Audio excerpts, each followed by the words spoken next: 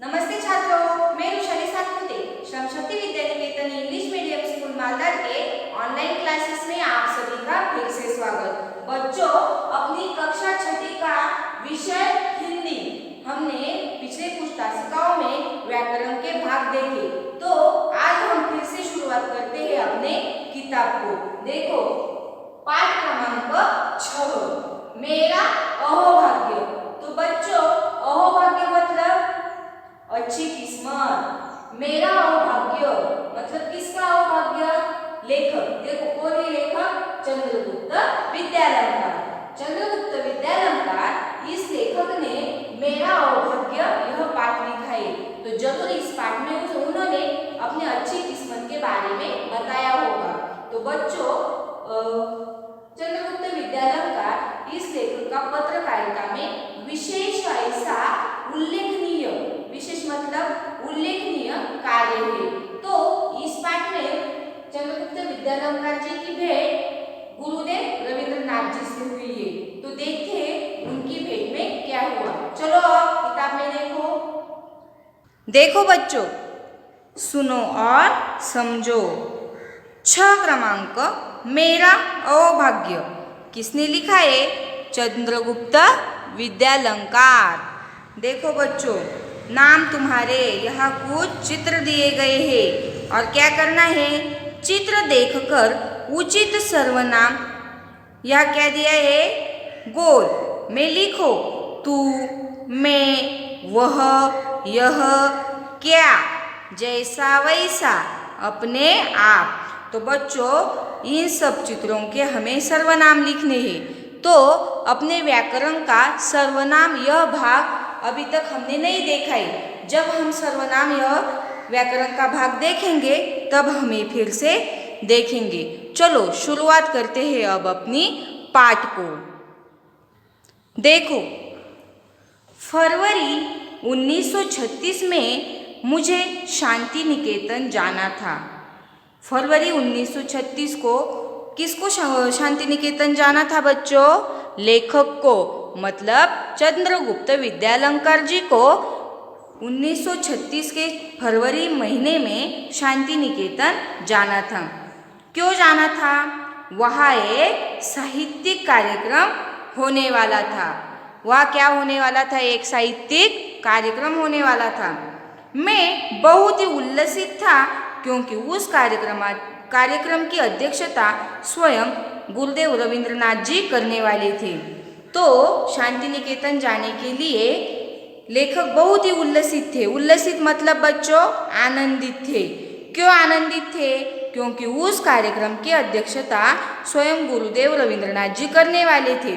मतलब जिस कार्यक्रम के लिए चंद्रगुप्त विद्यालंकार जी जाने वाले थे, उस कार्यक्रम की अध्यक्षता स्वयं गुरुदेव रविंद्रनाथ जी करने वाले थे।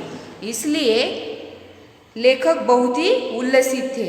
देखो, निश्चित दिन मतलब तय किया हुआ दिन।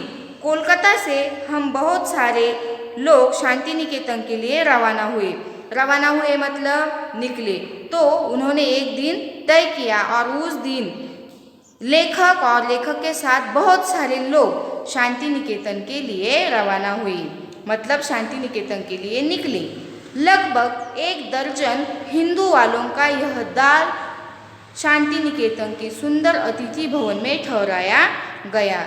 बच्चों, लगभग 1 दर्जन, 1 दर्जन में कितने होते हैं? 12। 1 दर्जन हिंदी वालों का यह दल शांति निकेतन के सुंदर अतिथि भवन में ठहराया गया। मतलब कुल मिलकर वह 12 लोग थे और वह कहाँ ठहरे? शांति निकेतन के अतिथि भवन में ठहरे। ठहरना मतलब रुकना। यह अतिथि भवन अशोक वृक्षों के सघन उपवन के बीचों बीच बनाया गया था। जहाँ लेखक और बाकी के लोग रुके, वह ये अतिथि भवन कैसा था? अशोक वृक्ष कैसे होते? बड़े बड़े अशोक वृक्षों के सघन उपवन के बीचों बीच बनाया गया था। मतलब उस अतिथि भवन के चारों ओर अशोक वृक्षों का उपवन था। देखो कैसा था वह? बहुत ही सुंदर, बड़ी और अच्छी इमारत थी। इमारत कैसी थी? अतिथि भवन की बहुत सुंदर थी, आकर्षित थी, बहुत बड़ी भी थी और अच्छी भी थी। जैसा सोचा था वैसा ही पाया। मतलब लेखक ने उस अतिथि भवन के बारे में जैसा सोचा था, अतिथि भवन और वह शांति निकेतन बिल्कुल वैसा के वैसा ही था। ऊपर की मंजिल के एक कमरे में हमें ठहराया गया। वहाँ बहुत सारे कमरे होंगे, लेकिन ऊपर की जो मंजिल का एक कमरा था वहाँ उन लोगों को ठहराया गया। कमरे के बाहर एक विस्तृत बरामदा था। विस्तृत मतलब बड़ा और बरामदा मतलब आंगन। तो कमरे के बाहर एक बड़ा आंगन था। बरामदे में खड़े होकर अगर बाहर देखा जाए तो सामने ही सघन बकुल वृक्ष दिखाई देते थे। लेखक और बाकी के लोगों को रहने के लिए जो कमरा दिया था, उस कमरे के बाहर एक बरामदा था, बड़ा बरामदा था, और उसमें अगर खड़े होकर देखे तो सामने सघन बकुल वृक्ष दिखाई देते थे। बकुल वृक्ष क्या है? ये एक फूलों का वृक्ष है। दूसरे दिन देखो, वह दिन तो गुजर गया और वह रात भी गुजर गई, और दूसरे दिन क्या हुआ? दूसरे दिन प्रातःकाल ही हमें बताया गया कि गुरुदेव का स्वास्थ्य ठीक नहीं है। मतलब गुरुदेव को ही मिलने के लिए लेखक गए थे, और दूसरे दिन सुबह सुबह उन्हें पता चला कि अब गुरुदेव का स्वास्थ्य ठीक नहीं है। अतः कार्यक्रम की बैठक में वे नहीं आ पाएंगे। और जो तय हुआ कार्यक्रम था, कौन सा कार्यक्रम था? जिस कार्यक्रम के लिए लेखक गए थे, साहित्यिक कार्यक्रम, उस कार्यक्रम के लिए अब गुरुदेव नहीं आने वाले थे और वे बैठक में वे नहीं आ पाएंगे। मैं बहुत ही निराश हो गया। ये समझने के बाद चंद्रगुप्त विद्यालंकार जी निराश हो गए। तथापि हमें यह मालूम पड़ा कि उनके डॉक्टर ने हम लोगों को केवल 15 मिनटों का समय दिया है। और तभी उन्हें पता चला कि डॉक्टर ने उन लोगों को 15 मिनट का समय दिया है, जिसमें वो गुरुदेव के दर्शन तथा उनके साथ वार्तालाप भी कर सकते थे। तब हमारी खुशी का ठिकाना न रहा। खुशी का ठिकाना न रहना मतलब बहुत आनंद हुआ। अब गुरुदेव मिलने वाले थे, इसकी वजह से चंद्रगुप्त विद्यालंकार जी को बहुत खुशी हुई। हम बेसब्री से उस क्षण का इंतज़ार करने लगे, और अब वो इंतज़ार करने लगे कि कब गुरुदेव जी हमें मिलेंगे। मध्याह्न के बाद गुरुदेव की भेंट हुई। मतलब मध्याह्न मतलब दोपहर के बाद गुरुदेव की भेंट हुई। करीब 4 बजे होंगे। दोपहर के बाद मतलब कब? 4 बजे गुरुदेव की भेंट चंद्रगुप्त विद्यालंकार जी से हुई। गुरुदेव की धारणा थी कि कुछ 2-3 आदमी होंगे। मतलब गुरुदेव को लगा था कि कोई बात नहीं, मिलने के लिए सिर्फ 2-3 आदमी आए होंगे। पर जब उन्होंने हम 14 जनों को देखा तो मजाक में उन्होंने कहा, गुरुदेव को क्या लगा था कुल 3-4 आदमी मिलने के लिए आए होंगे, लेकिन ये कितने थे? दर्जन भर। और इन लोगों को देखकर गुरुदेव को आश्चर्य हुआ और उन्होंने मजाक में कहा, अब मेरी क्षमता दरबार लगाने की नहीं रही, इस मकान में जगह की भी कमी है।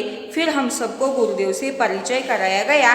बाद में वार्तालाप शुरू हुआ। इतने सारे लोग देखकर गुरुदेव को आश्चर्य हुआ और उन्होंने क्या कहा, अब मेरी क्षमता दरबार लगाने की नहीं रही और इस मकान में जगह भी कम है। मतलब उनकी इच्छा नहीं थी इन सब लोगों को मिलने की। लेकिन फिर उसके बाद गुरुदेव से लेखक और बाकी लोगों का परिचय करवाया गया और बाद में उनकी बातचीत शुरू हुई। देखो यह बाद में वार्तालाप शुरू हुआ मतलब गुरुदेव, लेखक और बाकी लोगों की बातचीत शुरू हुई। तो बच्चों, आप यहाँ तक समझे? ठीक है। अपना ये जो बाकी का भाग है और ये बाकी की जो कहानी है वह हम आगे की तासिका में देखेंगे। मतलब अब यहाँ तो गुरुदेव और लेखक का परिचय शुरू हुआ है, लेकिन परिचय में क्या क्या बातचीत हो रही है वह हम अगले तासिका में देखेंगे। अब आपको क्या करना है, यह कहानी घर पे पढ़नी है। तो ठीक है, शुक्रिया।